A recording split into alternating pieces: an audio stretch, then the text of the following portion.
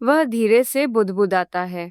Air conditioner की ठंडक उसे ऐसे लगती है जैसे किसी ने गर्म रेगिस्तान में पानी दे दिया हो। वह एक कुर्सी खींचकर बैठ जाता है, सामने किताब खोल लेता है। लेकिन सच कहें तो उसका ध्यान पढ़ाई में कम और ठंडक का मजा लेने में ज्यादा होता है। वह कुर्सी पर आराम से फैल जाता है, आंखें बंद करता है और हल्की सी मुस्कान उसके चेहरे पर आ जाती है। लेकिन यह सुकून ज्यादा देर टिकने वाला नहीं था। यहाँ क्या कर रहे हो तुम? एक सख्त आवाज अचानक गूंजती है।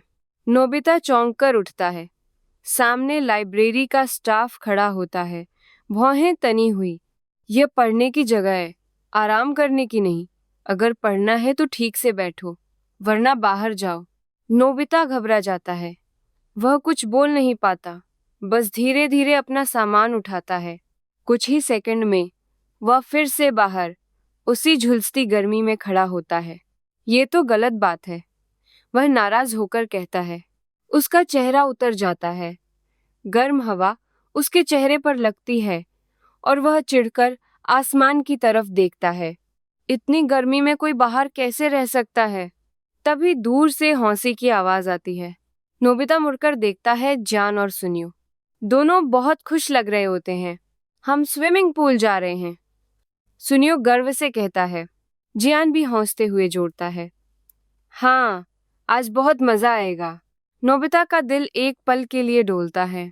स्विमिंग पूल, ठंडा पानी, मजा। लेकिन अगले ही पल उसका चेहरा थोड़ा असहज हो जाता है। उसे तैरना नहीं आता। तुम भी चलो नोबिता, सुनियो कहता है।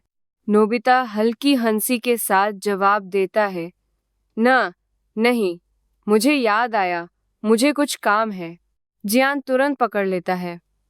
झूठ मत बोलो, तुम्हें तैरना नहीं आता, इसलिए नहीं आना चाहते।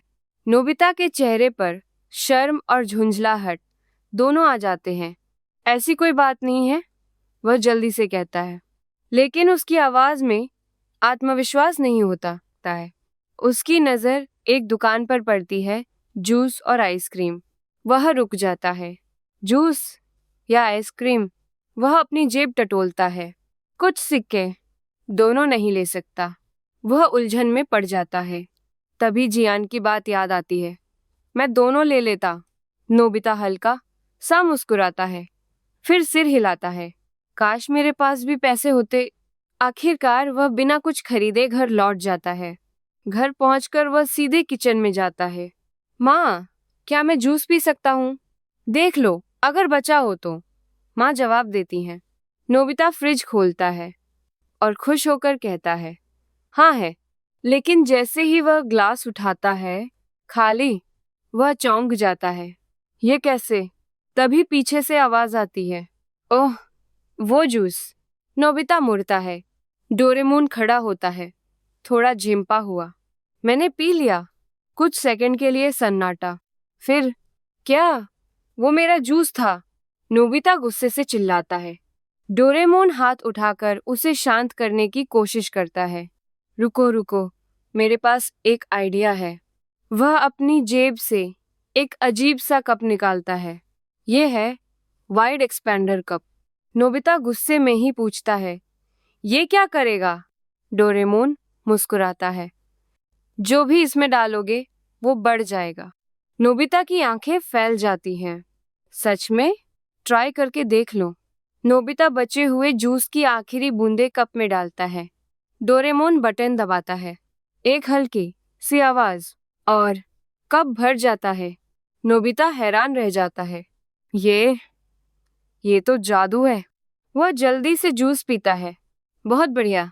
उसके चेहरे पर फिर से खुशी लौट आती है। लेकिन उसे नहीं पता था, यही छोटा सा गैजेट आगे चलकर कितनी बड़ी परेशानी बनने वाला है। और यही से शुरू होती है असली कहानी। नोबिता के हाथ में अब एक ऐसी चीज आ चुकी थी जो उसकी जिंदगी बदल सकती थी। Wide expander cup. शुरुआत में तो उसे ये सिर्फ मजेदार लगा, लेकिन धीरे धीरे उसके दिमाग में नए नए आइडिया आने लगे। अगर जूस बढ़ सकता है तो और क्या क्या बढ़ सकता है, वह सोचने लगा। उसकी आंखों में शरारत और उत्साह दोनों चमक रहे थे। डोरेमोन, अगर हम इससे कुछ बड़ा बनाए तो? डोरेमोन ने हल्की मुस्कान के साथ कहा, बस ध्यान रखना, हर चीज का इस्तेमाल समझदारी से करना चाहिए। लेकिन नोबिता उस समय सिर्फ मजे के बारे में सोच रहा था। नोबिता ने अपने घर के आंगन में एक छोटा सा पानी का टब रखा। देखना अब, उसने उत्साह में कहा।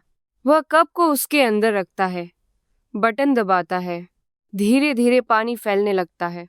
टब, फिर छोटा तालाब, और कुछ ही पलों में पूरा आंगन एक बड़े स्विमिंग पूल में बदल जाता है। वाह! नोबिता खुशी से चिल्लाता है, लेकिन खुशियां ज्यादा देर तक छुपी नहीं रहती। सुनियो और जियान को इस जादुई कप के बारे में पता चल जाता है। क्या सच में चीजें बड़ी हो जाती हैं? सुनियो की आंखें चमक उठती हैं। तो फिर हम अमीर बन सकते हैं। जियान जोर से हंसता है। दोनों मिलकर प्लान बनाते हैं। वे अपने सारे पैसे लेकर आते हैं और कप में डाल देते हैं। अब देखना, सुनियो बटन दबाता है। कुछ सेकंड बाद सिक्के बड़े हो जाते हैं, बहुत बड़े, लेकिन उनकी वैल्यू नहीं बढ़ती। ये क्या? जियान चिल्लाता है। इतने बड़े सिक्कों का क्या करें? सुनियो परेशान हो जाता है। गुस्से में जियान उसे पकड़ने दौड़ता है। ये तुम्हारा बेवकूफी वाला आइडिया था। दोनों आपस में लड़ते हुए भाग जाते हैं। उधर नोबिता अब खुश तो था, लेकिन अंदर से थोड़ा उदास भी। कोई मेरी टैलेंट की कदर नहीं करता। वह अपने कैट स्क्रैडल रस्सी के डिजाइन को देखता है। काश लोग इसे पसंद करते। डोरेमोन उसे देखता है और फिर एक और गैजेट निकालता है। ये है स्पेशलिटी आइटम फ्लैग। इस पर जो लिखोगे, लोग अपने आप देखने आ जाएंगे। नोबिता की आंखें चमक उठती हैं।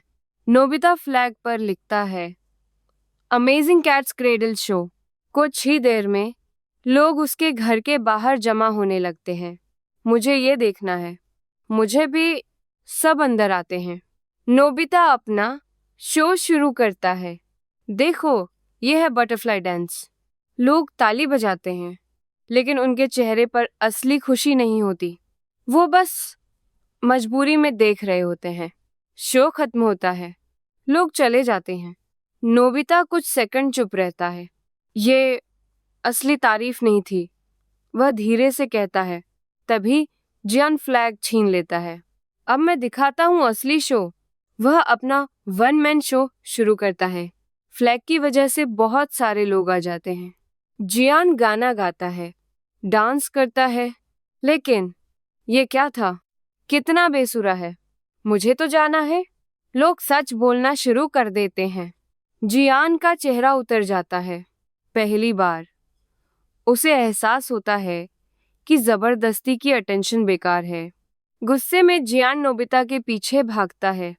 ये सब तुम्हारी वजह से हुआ। नोबिता डरकर भागता है। डोरेमोन, बचाओ! डोरेमोन जल्दी से एक प्लान बनाता है। वह एक ऐसा गैजेट इस्तेमाल करता है जिससे सबका ध्यान दूसरी तरफ चला जाता है। जियान शांत हो जाता है। स्थिति धीरे धीरे सामान्य हो जाती है। शाम हो चुकी होती है। आसमान नारंगी रंग में बदल जाता है। नोबिता चुपचाप बैठा होता है। डोरेमोन, हम